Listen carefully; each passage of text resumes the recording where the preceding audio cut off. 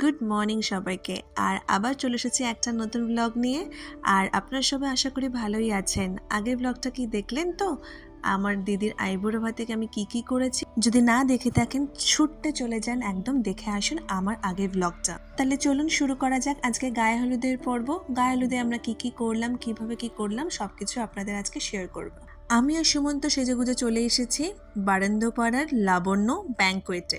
আমাদের সাথে সাথে কিন্তু আমার মেজ পিসির মেয়ে শিঙ্কিদি আর শিঙ্কিদির ছেলে আর জামাইবাবু এসে গেছে। আর যাকে আমি কিছুক্ষণ আগে দেখালাম সে হচ্ছে আমার আদরের বোনপো। ব্রেকফাস্টে ছিল কিন্তু লুচি আর আলুর তরকারি আর মিষ্টি। সবাইকে খাইয়ে দাইয়ে তারপর মা ছোট পিসি বসেছে ব্রেকফাস্ট করতে। আর এই তত্ত্বগুলো কিন্তু গায়ে হলুদের তত্ত্ব, যেটা ছেলের বাড়ি থেকে এসেছে সকাল সকাল গায়ে হলুদের সাথে। আর এদিকে পু বসে পড়েছে হচ্ছে দিদির বিয়ের বৃদ্ধির কাজে। ও আপনাদের একটা কথা বলে দিই, পু হচ্ছে আমি পিসেমশাইদের ডাকি।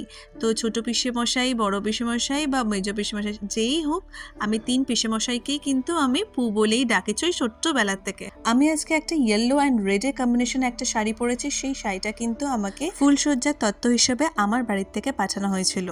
শাড়িটার কালার কম্বিনেশনটা এত সুন্দর যে আমার খুবই ভালো লাগে। আর এই হলুদের অকেশনে কিন্তু একটা হলুদ শাড়ি পরাটা কিন্তু এখন ট্রেন্ডিংয়ে যাচ্ছে, তাই জন্য এটাই আমি চয়েস করেছিলাম আজকে দিদির হলুদের সেরেমনিতে। বেলা কিন্তু গড়িয়ে চলছে, আজকে আবার গোধূলি লগ্নে আবার দিদির বিয়ে। আমরা চলে এলাম হচ্ছে জলসইতে। আমরা বেশিজন ছিলাম না, কিন্তু বেশিজন না থাকায় বেশ ক্যামেরাতে বেশ ভালো ফোকাস এসছে। কিন্তু বিয়ে বাড়ি তো মানেই হচ্ছে চুটিয়ে সাজা, ঘোরা আর গল্প আড্ডা, তার সাথে হচ্ছে খাওয়া দাওয়া।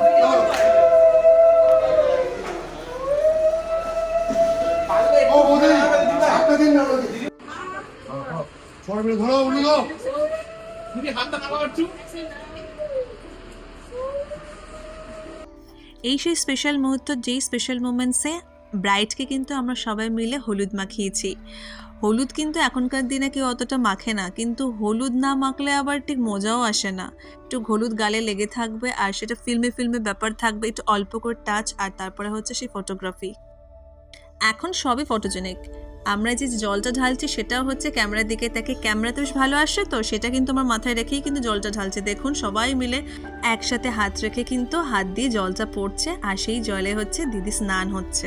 আমার পিসির বাড়ির দিক থেকে আমরা 4 ভাই বোন, তার মধ্যেই 3 জনকে দেখছেন মানে আমাকে নিয়ে, আর একটা আমার দাদা আছে। বেলা তখন প্রায় 2টোতে ছুঁই। এবার কিন্তু আমাদের খেয়ে নিতে হবে, না খেলে আবার বিকালবেলা তো গোধূলি লগ্ন, বর আনতে যাবে সুমন। উফ, অনেক চিন্তা। তারপরে ওরও চিন্তা, আমারও চিন্তা যে আমি ওকে রেডি করে তাড়াতাড়ি করে পাঠাবো, তারপরে আমার নিজে রেডি হবো সেটাও চিন্তা। তো তাড়াতাড়ি করে আমরা খেয়ে নিলাম ভাত, ডাল, আলু ভাজা আর কাতলা মাছের কালিয়া। তারপরেই আমি এবার বেরিয়ে পড়বো হচ্ছে আমার বাড়ির উদ্দেশ্যে। ওখানে গিয়ে ড্রেস আপ করে আবার আসবে সন্ধ্যাবেলা আপনাদের একটা নতুন ভিডিও নিয়ে। চলুন তাহলে আমি এই পর্যন্তই থাক, আবার দেখা হবে আমার নেক্সট ব্লগে। ততক্ষণ ভালো থাকবেন, সুখে থাকবেন আর আনন্দে থাকবেন।